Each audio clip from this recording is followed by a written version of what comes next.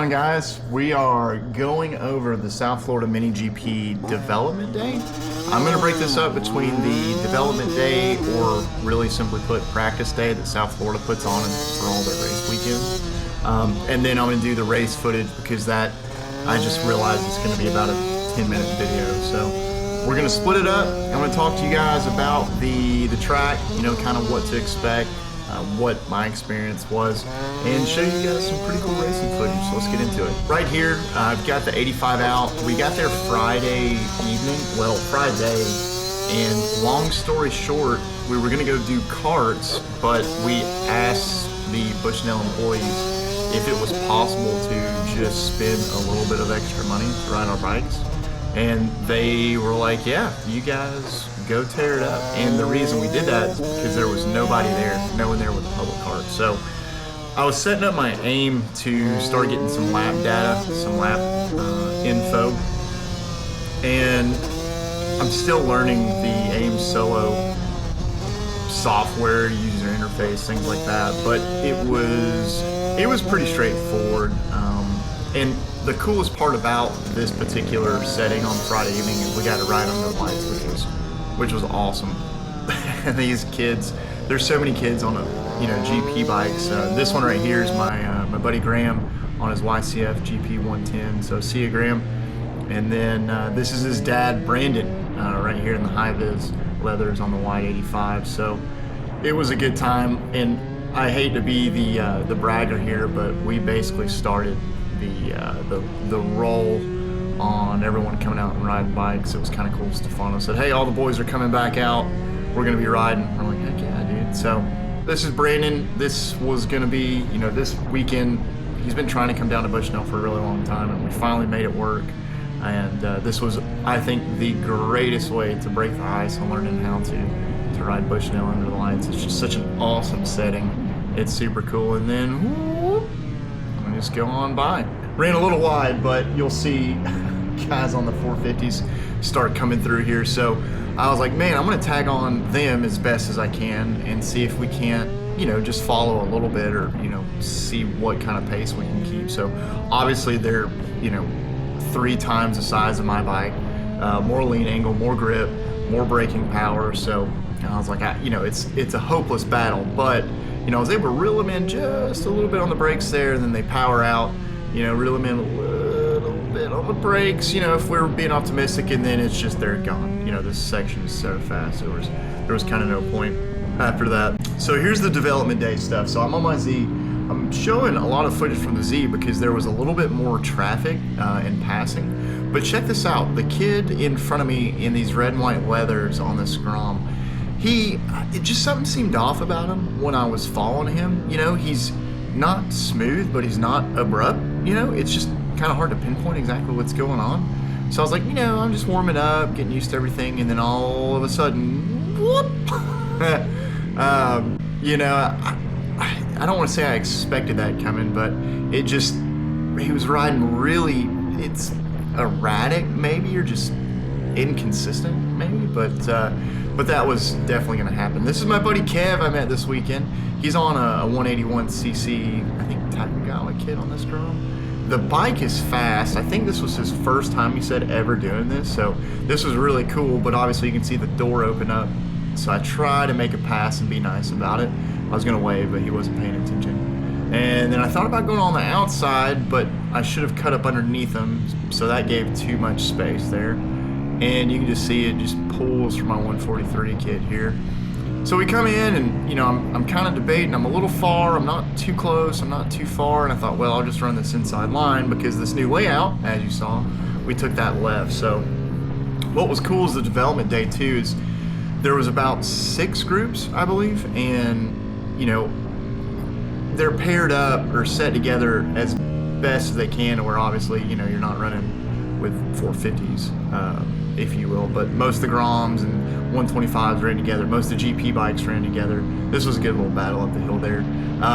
Right here we've got Isaac Woodworth up in front of us in the coach jersey here. He is a phenomenal rider, up and coming star of Talent Cup, Twins Cup racer. Just awesome kid, and I really met him at the camp last year. But check this out, he's monitoring traffic. Whoa, hey, what's up? Hey, what's going on, man? So it's crazy. He's riding on what seems to be maybe like an XR100, and he's just, just really probably crummy street tires, I would imagine, and he's just ripping around that track. Corner speed is just phenomenal. It's really impressive. So my little cheater extra CCs here is gonna power me through, and I saw this inside line open up, and here we go, just taking off.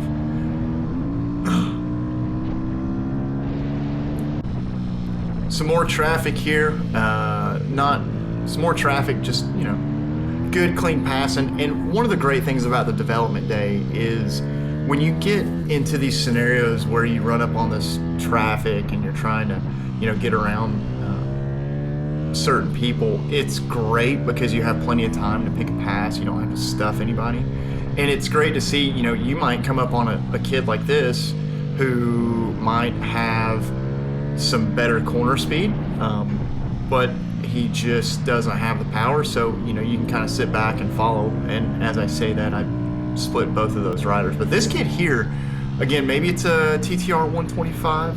He weighs probably 27 and a half pounds, and my bike, it makes more power, I guess, but I've got maybe 100+ pounds on this kid. But as you can see, we come out of the corners, we're just toe for toe. He's good on the brakes. He's got great corner speed. You can see I started pulling on him a little bit there, but I try to pull up here. I'm like, yep, we'll take it. And one of the crazy things about racing with these kids is they're fearless. So if you take an inside line, they're gonna dip in on top of you and try to get it back. But again, nice clean pass there. Got in between or up under those two riders there. I'm on the 85 now, so we're gonna follow Brandon around or try to catch him. He picked up a lot of pace over the weekend. Looking good. Accelerates really hard out. I can't remember what I was looking at. I think there was maybe someone quicker coming up behind us, but getting good drive, good speed, great corner speed. Come in here, good on the brakes. And as you see, this new layout, we basically dip over here to the left, and then cut it right up the bridge, cut up underneath him, get on the gas sooner than he does, and then we're gone. So as we wrap things up here, I'm gonna just do a follow lap here of, I don't know who this was. He had great pace. And then the kid on the KX65 who is also got great pace. The unfortunate thing was this particular session, my battery died, and I've got a bad stator on the Z as it comes to find out, and that's on the way to replace it. But it just died, and there was nothing left to go ride on. So this weekend has been phenomenal. You can show up to these South Florida MiniGP races, or weekends I should say, with no experience, never been on a mini bike before. They offer the rental gear, they offer the bike, they offer coaching, some world-class coaching at that.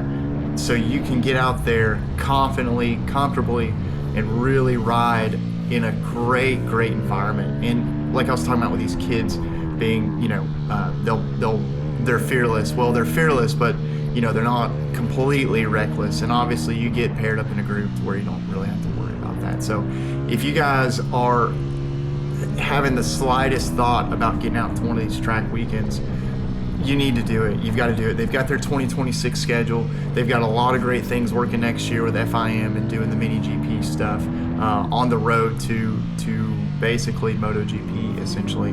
It's incredible what Mike has done. This was the 10-year anniversary of running South Florida MiniGP, and Mike has built an incredible program. I can't wait.